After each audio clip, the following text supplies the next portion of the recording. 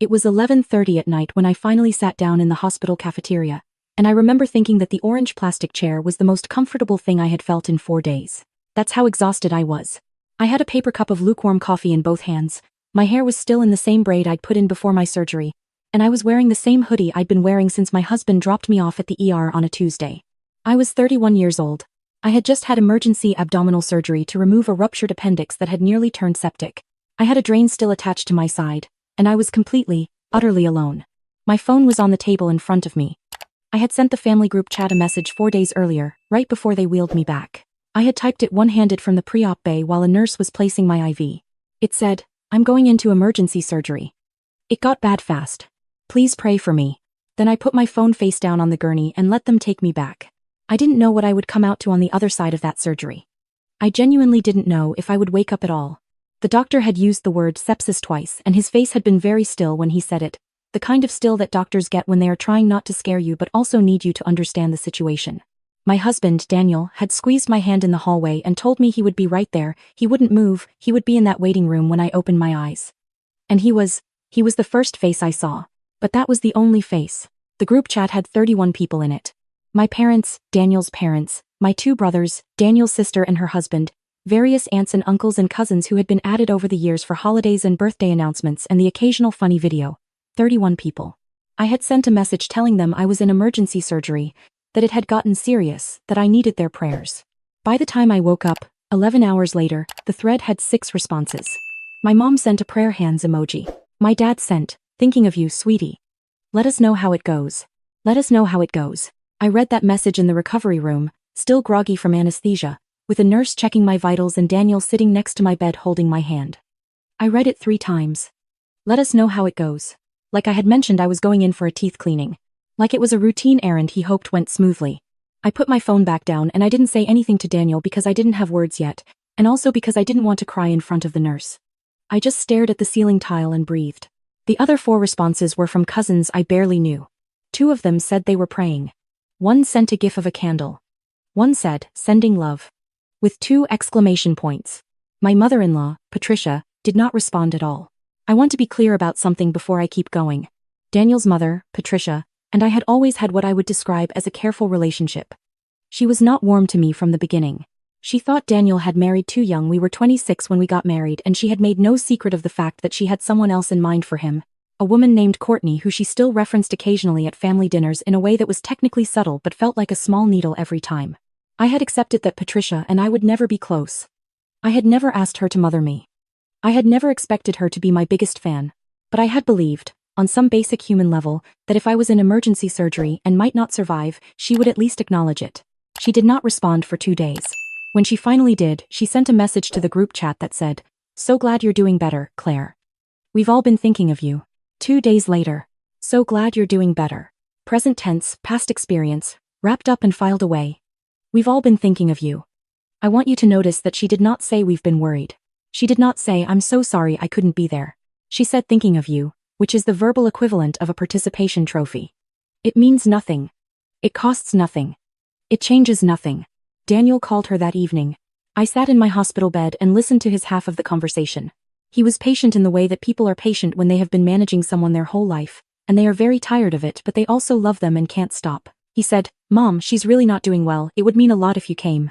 He said, "I know it's a drive." He said, "I understand but..." He said, "Okay." When he hung up, he told me she had a thing that weekend.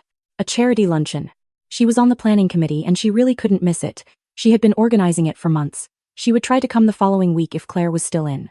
She said if Claire was still in, as in if I was still in the hospital. As in, the implication that she was hopeful I might be discharged before she had to make a decision about whether to come see me. I remember looking at Daniel and watching him try to figure out what to say, and I felt something in me go very quiet. Not angry. Not even hurt, exactly. Just quiet. The kind of quiet that happens when something confirms what you already suspected and the confirmation doesn't feel like a surprise, it feels like a door closing. She came 11 days later. I was home by then, moving slowly, still in pain, still exhausted, still dragging a pillow against my stomach every time I had to cough. She came on a Sunday afternoon, stayed for 45 minutes, brought a casserole dish she had clearly picked up from a restaurant and transferred into her own baking dish which, honestly, I didn't care about. I was just noting details because that's what your brain does when it's trying to figure out how much effort someone actually made. She asked me twice how I was feeling, and both times she moved past my answer before I finished giving it. She talked about the charity luncheon for 11 minutes. I counted because I had nothing else to do except lie on the couch and listen. She did not ask if I needed anything. She did not offer to come back. She said, "Well, you look like you're on the mend," with the exact same energy someone uses when they are getting ready to leave. And then she left. What happened after that took me a long time to understand. Not because it was complicated, but because I kept trying to find a more charitable explanation and I couldn't. About 3 weeks after my surgery, I started noticing that people were behaving strangely around me. Friends of the family who would normally reach out went quiet. My mother-in-law's side of the family, the extended aunts and cousins and family friends who had always been polite to me at gatherings, suddenly seemed distant in a way I couldn't quite place. I sent a message to my sister-in-law, Rachel, Daniel's younger sister, asking if she wanted to come visit soon, something we did regularly, and she responded with a string of vague non-answers that took 3 days and ultimately said nothing. Daniel noticed it too. He mentioned it one evening while we were having dinner, said it felt like something was off but he couldn't put his finger on it. I told him I felt it too. We sat with it for a few days, both of us poking at it the way you poke at a bruise to figure out how deep it goes. Then my friend Jessie told me. Jessie was a mutual friend, someone who moved in both my circle and the edges of Daniel's family circle because of a shared church community. She called me on a Wednesday afternoon, asked if I had a few minutes, and then took a breath before she started talking that told me I needed to sit down. Patricia had been telling people that I had not actually been as sick as we made it sound. That was the start of it. But it got worse. The version of events that Patricia had been quietly sharing, not loudly, not in a way anyone could call her on, just in that soft, concerned, "I'm only saying this because I'm worried" voice that certain people have perfected, was that I had a history of being dramatic about health issues. That I had a tendency to catastrophize. That Daniel had spent years managing my anxiety around medical things.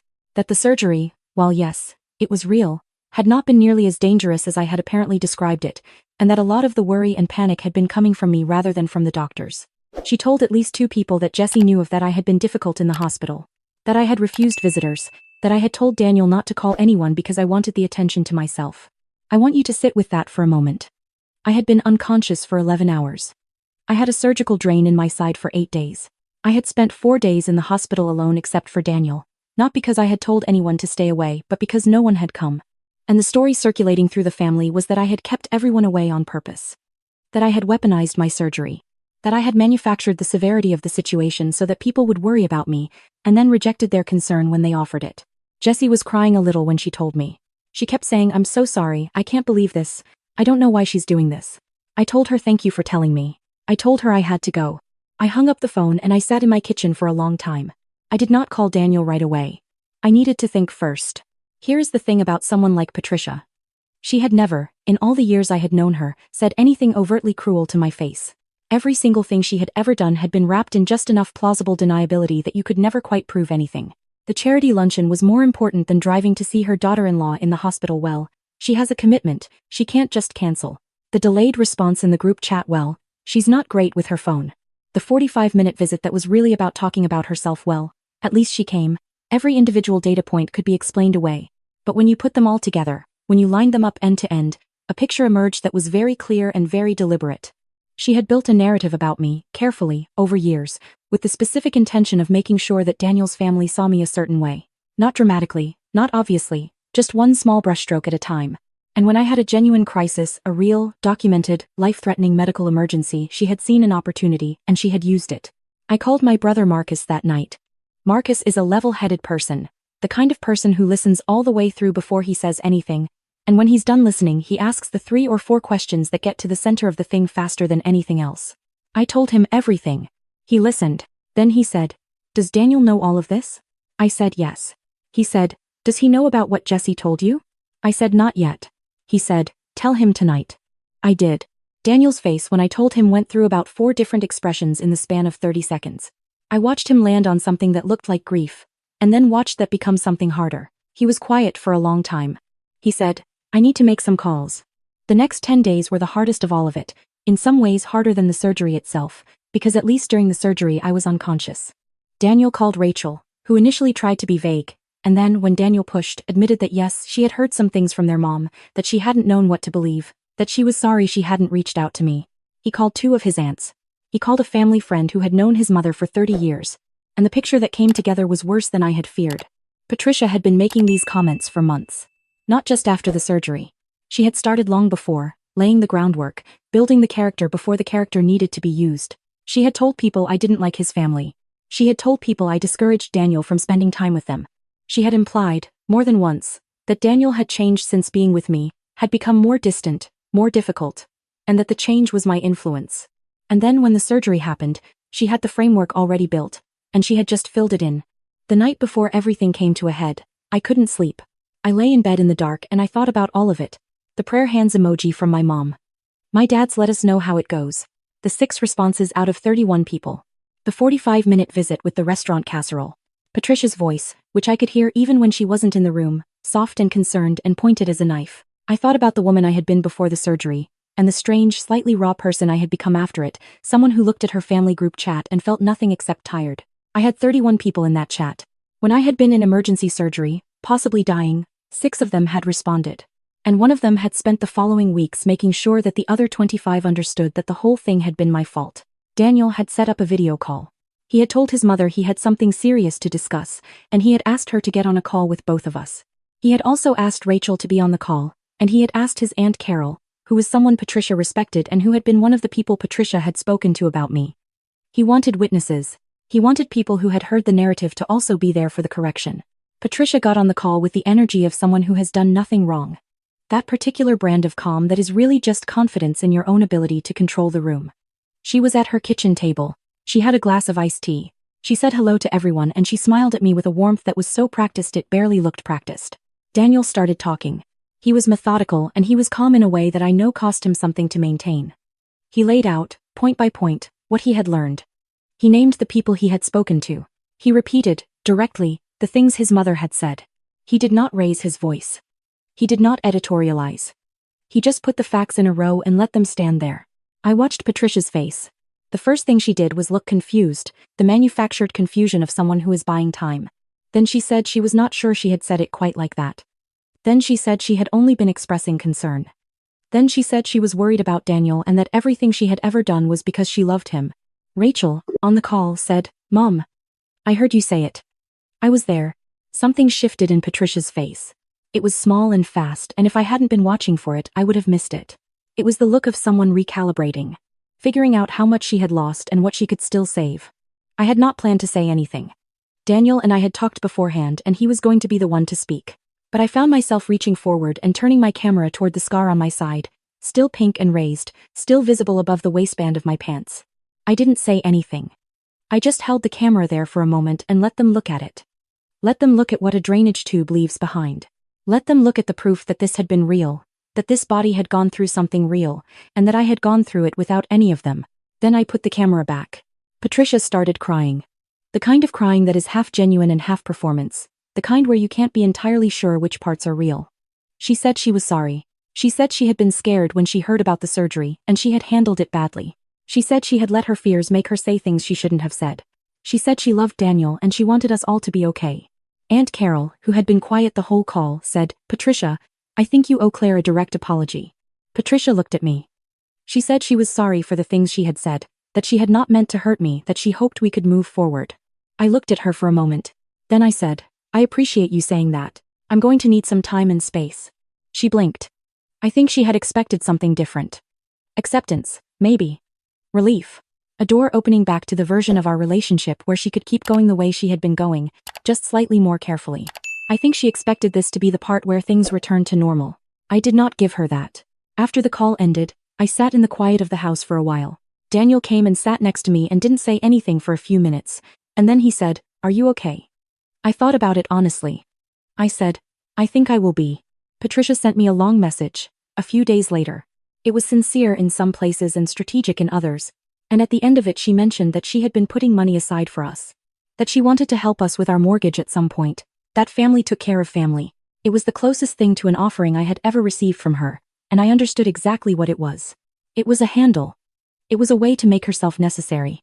It was the last available mechanism for making sure I stayed in a position where I needed something from her. I wrote back. I thanked her. I told her we didn't need the money. I told her I wished her well. I have not spoken to Patricia since then. My relationship with Rachel is different now. She apologized to me separately, just the two of us, and it was one of those apologies that sounds like it cost the person something real. She said she should have called me. She said she should have come to the hospital. She said she had let someone else's interpretation of events stand in for her own judgment and she was ashamed of it. We are not fully back to where we were, but we are somewhere, and somewhere feels honest, which is more than I can say for the polished, careful performance that used to pass for our relationship. My dad called me about 3 weeks after the video call. I don't know if someone had told him what happened or if he had just finally thought about that message he sent. He called and said he was sorry he hadn't come to the hospital. He said he had been scared and hadn't known what to do and that he had handled it by not handling it, which was something he had done his whole life and which he was not proud of. He didn't mention the "let us know how it goes" message specifically, but I think we both knew that was what we were really talking about. I told him I was glad he called.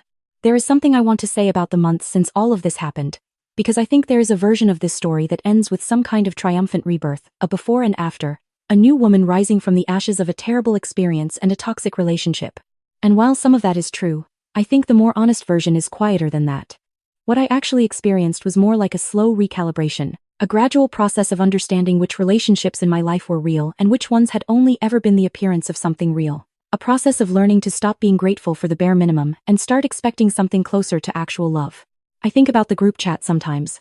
31 people. A crisis. 6 responses. I'm not angry about it anymore, or at least not in the way I was. What I feel now is something closer to clarity. Because those 6 responses told me something true, even if it was painful to receive. They told me exactly who was there and who wasn't. And the who wasn't list, it turned out, had a lot of names on it that I had been telling myself were a who was. People I had been investing in, worrying about, making space for, adjusting my life around, who had not shown up when showing up was the only thing that mattered. You find out who loves you when you have nothing to offer them. When you are not interesting or useful or fun. When you are just sick and scared and asking for prayer. That is when you find out. And it hurts when you do, but then eventually the hurt becomes information, and information is something you can actually use. The night I sat in that cafeteria, 4 days after my surgery, alone at 11:30 with a cup of cold coffee and a drain tube taped to my side, I didn't know that yet. I just knew I was tired and I wanted to go home and I wasn't sure what home was going to mean anymore. Now I know. Home is Daniel. Home is Marcus calling to check in. Home is Rachel, imperfect and trying. Home is Jessie, who made a hard call because she thought I deserved to know the truth. Home is small and it is real and it is nothing like what I thought family was supposed to look like. But it is actually there when I need it. And that, I have learned, is the whole thing. That is the only thing that matters. If you have ever been in a crisis and looked up and found the room empty, I want you to know that your reaction to that is not crazy. Your grief about it is not an overreaction. And the instinct to quietly step back from the people who were not there, that instinct is not pettiness. That is self-preservation. That is your nervous system trying to protect you from a pattern that has already proven itself. Pay attention to who shows up when you have nothing left to give. That list is the real one.